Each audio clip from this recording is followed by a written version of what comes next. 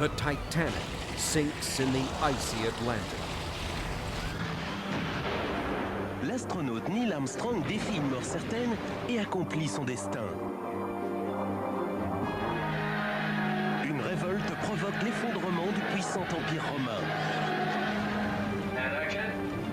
Ces épisodes clés de notre histoire battent tous les records au box-office lorsqu'Hollywood joue les historiens. Coming up, we'll submerge 12,000 feet with director James Cameron as he applies state-of-the-art visual effects to sink the Titanic. Then, we'll see how he fills the ship with computer-generated passengers. We used all the tricks we knew and we invented some new tricks as well. Nous assisterons à la reconstitution d'un incident où l'on a frôlé la catastrophe dans une série produite par Tom Hanks, From the Earth to the Moon, de la Terre à la Lune. Et nous retrouverons Alec Guinness sur le plateau impérial de la chute de l'Empire romain. Nous vous proposons un voyage à travers le temps grâce aux reconstitutions historiques d'Hollywood et aux images grandioses créées par les magiciens des effets visuels. C'est tout de suite dans le cinéma des effets spéciaux.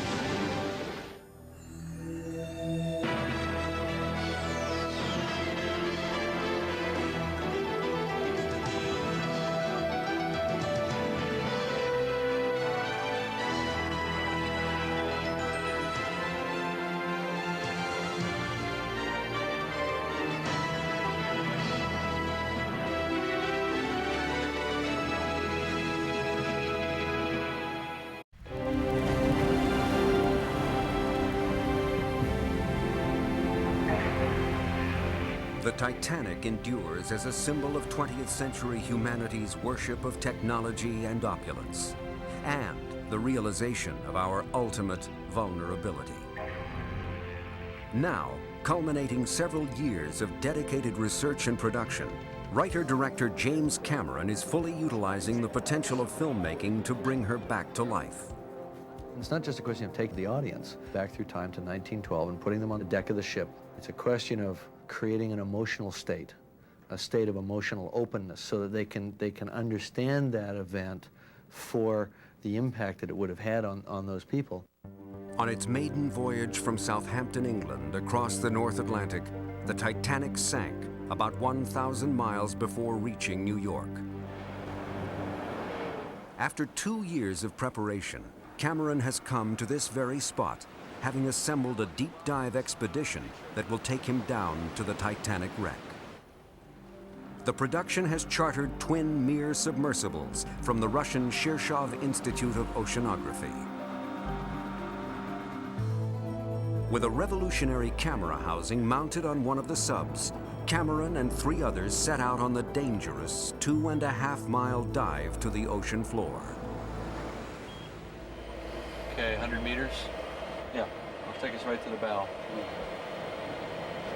Okay, the bow should be exactly, it should be dead ahead, about 15 meters. Just stop right here. See it?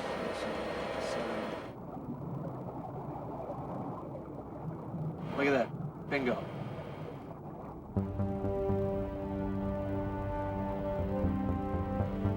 Gathering crucial research data and filming spectacular footage for the opening sequence of his movie, Cameron makes a total of 14 dives to Titanic, spending 10 to 12 hours at the wreck site on each mission.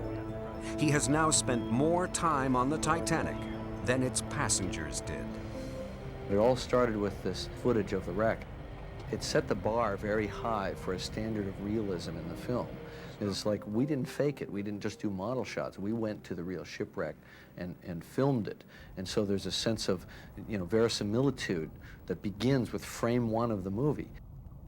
Following 6 months of research that also included interviews with living survivors and consultation with such leading Titanic experts as visual historian Ken Marshall, Cameron has compiled a highly detailed timeline describing the order of events on the ship during her last few hours. It's breaking because it's got down force here, up force here. At Digital Domain, the visual effects studio co-founded by Cameron, he diagrams every stage of the ship's sinking for visual effects supervisor Rob Legato and his team. Jim's attention to accuracy was complete. He wanted it to be not only a piece of entertainment, but it's also an educational tool that one day, if people just want to learn about the Titanic, would actually refer to the film itself. Digital Domain's first step is to translate Cameron's description of the sinking into a computer simulation, from the point of collision with the iceberg to the Titanic's final resting place. Cameron gives constant direction to the work in progress. Too high out of the water at that point. The water line should be right about there. By the time he approves the final simulation, Cameron believes it will stand up as the definitive depiction of what really happened to the Titanic.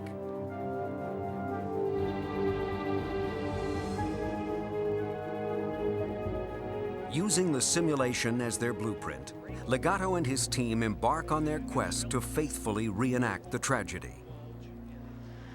In Acton, California, about 100 miles north of Los Angeles, a water tank has been constructed large enough to accommodate the 1/8 scale Titanic built by model supervisor Donald Pennington. A large crane suspends the ship's stern over the tank. The seam where the model will break has been weakened to ensure the desired separation. This actually happened. It lifted itself up to about 45 degrees. This was the weak area, and it couldn't lift itself anymore. What it basically did is bent it like a beer can. A large green screen is raised behind the model. This will enable a different background sky to be digitally added to the shot later. The 8-ton model is now ready for the plunge. 5 cameras are positioned to capture the fall from all angles.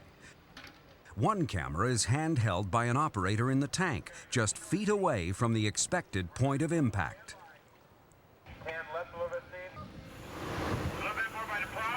Just before action is called, the ship is hosed down.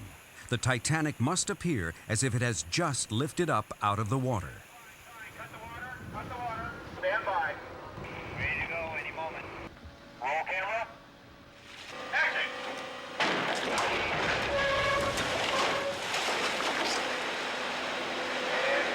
Cut. As hoped for, the model made a clean break. We're checking now, see if it looks good. This is a great angle. Ooh, that looks cool. Let's see that one. Okay, E camera looks good. Okay, let's see D camera. Ooh, it looked great.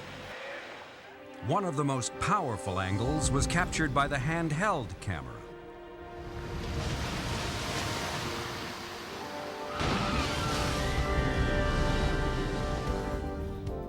Back at Digital Domain, the effects team is preparing to film a close-up of the shipbreak, which will be intercut with the footage from Acton.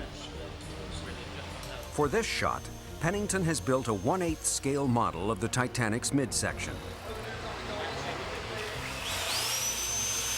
This time, small pyrotechnic charges are affixed to the inside of the hull to convey the violence of the massive vessel splitting in half. All the cameras are focused on the side of the hull, and it's going to bulge out, and then it's all rigged with pyro, and it's going to rip the side out just like the real Titanic did. Because the cameras will be in close, attention to such detail as thousands of rivets is essential. Just before filming, a crew member dives down for a final check of the explosives. The signal is given that everything is properly wired and ready to go.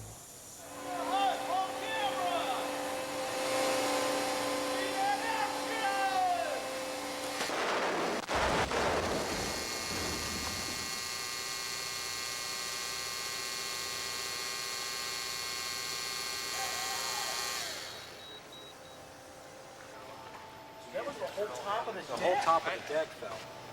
The model Titanic appears to have broken exactly as planned. Went wild and put 5 auxiliary tears in. Legato awaits the replay.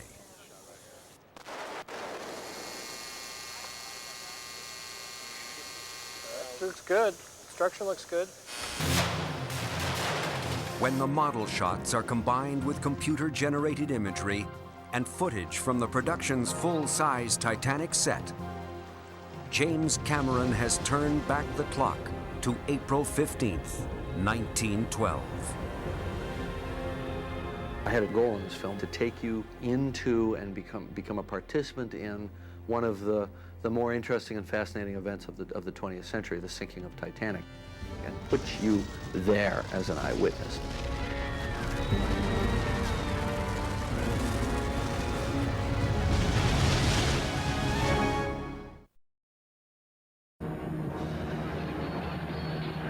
Hollywood cherche souvent l'inspiration en se tournant vers le passé. En 1964, la chute de l'Empire romain arrive sur le grand écran grâce au producteur Samuel Bronston et au réalisateur Anthony Mann. En Espagne, dans les environs de Madrid, des centaines d'ouvriers sont engagés pour bâtir une réplique de la Rome impériale. Cette construction demande plus de 300 km de tubes d'acier et plus de 60 000 km de planches. Des statues sont importées d'Italie. Dalle après dalle, des maçons reconstituent l'immense cour d'un palais romain. Mais l'intérêt que porte Hollywood à notre passé ne s'arrête pas au titre de chapitre des livres d'histoire. En 1968, un an avant que l'homme ne marche sur la Lune, les préparatifs du voyage vont bon train. Comme on le voit sur ces images filmées par la NASA, l'astronaute Neil Armstrong s'entraîne à manœuvrer le véhicule spatial qui lui permettra d'allunir.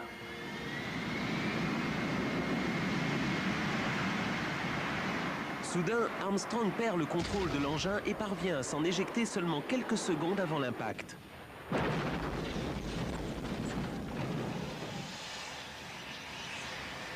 Ready? And action! Aujourd'hui, une équipe de tournage reconstitue l'accident du célèbre astronaute pour From the Earth to the Moon, de la Terre à la Lune, une série de 12 épisodes dont Tom Hanks est le producteur exécutif. We're not making anything up here. We're not trying to take something and blow it out of proportion. I want them to come away at the end of every one of our episodes and say, I had no idea that those things went on. Oh. Yeah, how about taking your helmet off? Le réalisateur Frank Marshall dirige l'acteur Tony Goldwyn dans le rôle de Neil Armstrong. Pour reproduire l'accident, le responsable des effets visuels Ernest Farino construit un modèle réduit de l'engin spatial à l'échelle 1/4. We did a crash model that was built to break apart and to be able to be exploded so that we wouldn't have to wreck the real one. Pour simuler l'explosion de l'engin au moment de l'impact, l'équipe de Farino commence par creuser une tranchée d'environ 2,50 m de long. Les techniciens y installent alors 3 mortiers remplis de poudre noire et de sacs plastiques pleins d'essence. Le modèle réduit est ensuite suspendu par des câbles au-dessus de la tranchée.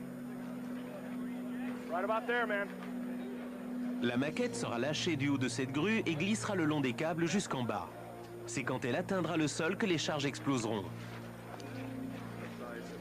Un pyrotechnicien étiquette et isole tous les câbles qui mènent aux explosifs. Il les fixe ensuite sur ce qu'on appelle une planche à clous, un système de mise à feu qui permet de déclencher les détonations dans un ordre donné. L'engin miniature est hissé jusqu'au sommet de la grue. All right, here we go, guys. Lock it up, please. Real quiet, everyone. Fire in the hole. Quiet! Roll cameras!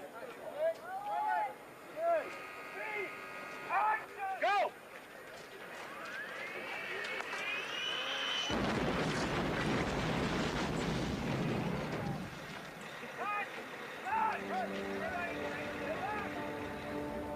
Comme ce fut le cas lors du véritable accident, l'engin n'est plus qu'une épave distordue par l'explosion.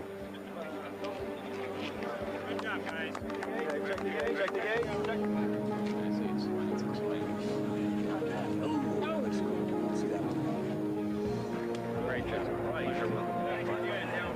En reconstituant l'accident qui faillit coûter la vie à Neil Armstrong, Ernest Farino et son équipe ont transformé une simple anecdote dans un livre d'histoire en un véritable événement cinématographique.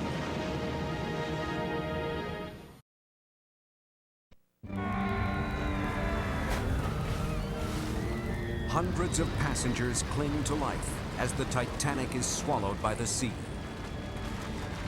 As with all aspects of the Titanic story, director James Cameron is uncompromising in the creation of a historically accurate portrayal of what happened to those who perished. But capturing shots like this safely required a revolutionary approach. Cameron has employed a cast of digital actors. There are some shots where you'll see 1,000 people who are all computer animated, using what we call motion capture, where we use actors and performers to act out bits of action. That action would be sampled by the computer and used to animate that figure, and then that figure could be put anywhere on the ship in any shot that we choose.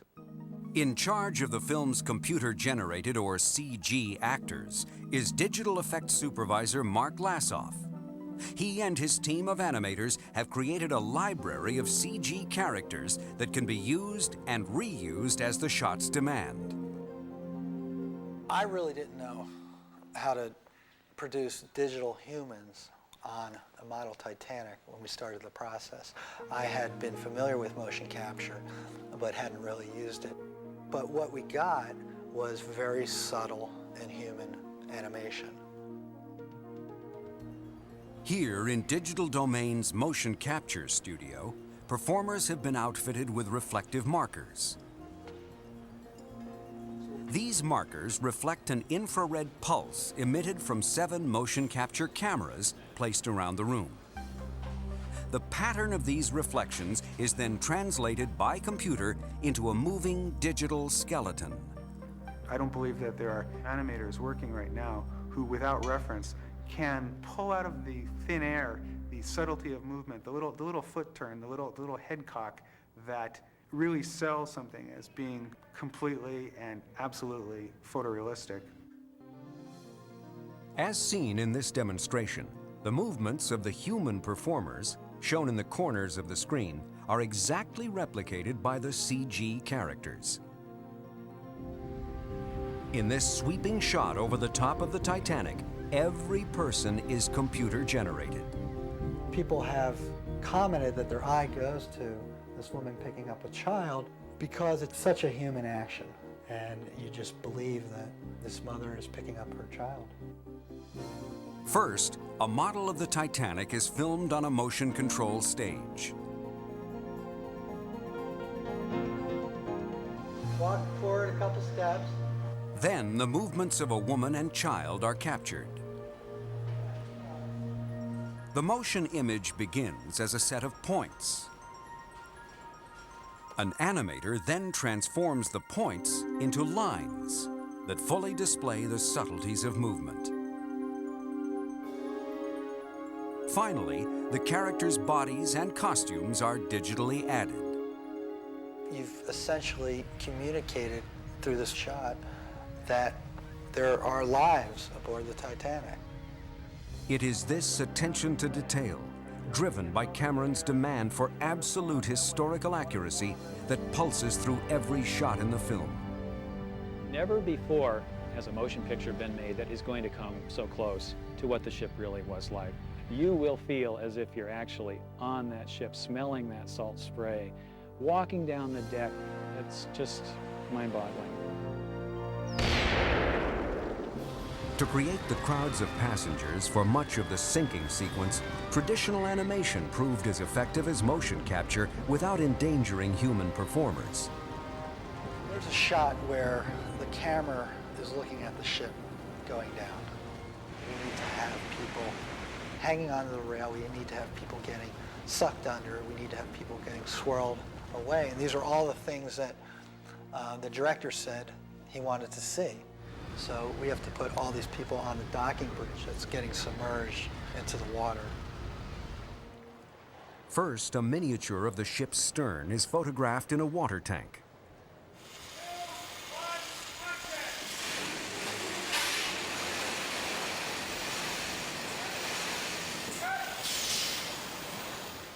Then, individually animated digital characters are inserted.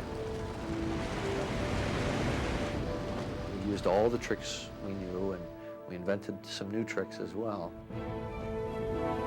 When James Cameron's Titanic sinks on the big screen, no one in the audience will be thinking about what's real and what's computer-generated. Their thoughts will turn to the real-life victims of this unforgettable tragedy from nearly a century ago.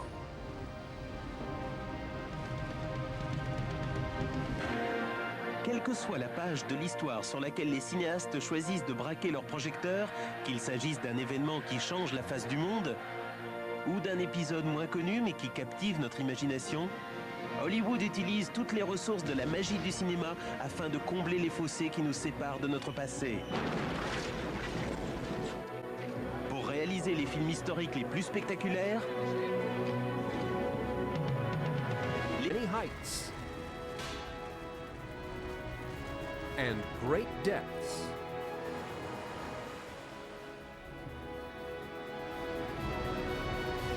il nous révèle les secrets les plus enfouis de l'histoire des hommes, But found through movie magic.